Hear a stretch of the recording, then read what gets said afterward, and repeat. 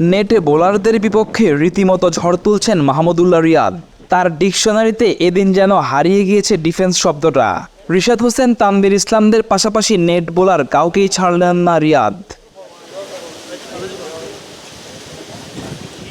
এমন ব্যাটিংয়ে তো ভেঙে গেল ব্যাটের একটা অংশই। নতুন ব্যাট আনা নিয়ে বেশ কিছুক্ষণ সময়ও পার করলেন অভিজ্ঞ এই টাইগার ব্যাটার।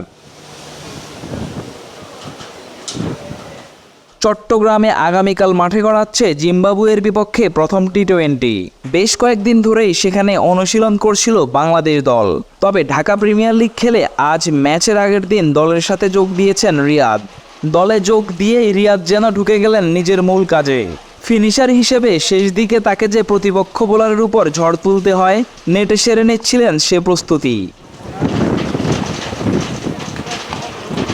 তার একের পর এক বড় শটে দর্শক হয়ে চেয়ে চেয়ে দেখছিলেন বোলার রিশাদ, তানভীররা।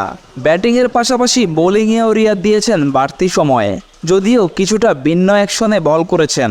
বল ডেলিভারির আগে খানিক থামতে দেখা যাচ্ছিল রিয়াদকে। ব্যাটারকে পরাস্ত করেছেন বেশ কয়েকবারই। অল্পের জন্য আউট হয়নি দেখে মাথায় হাত দিয়ে করেছেন আফসোসও। নিজের বোলিংয়ের ফাঁকে ফাঁকে কোচ হাতুরু সিংয়ের সাথে আলাপ করতে দেখা যায় রিয়াদকে। তাকে ব্যাটিং নিয়ে পরামর্শ দেন টাইগার হেডমাস্টার। ব্যাটিং অনুশীলনের আগে তো ড্রেসিং রুম থেকে দুজনে একসাথেই বের হন। পুরো সময়টায় ব্যস্ত ছিলেন আলাপে।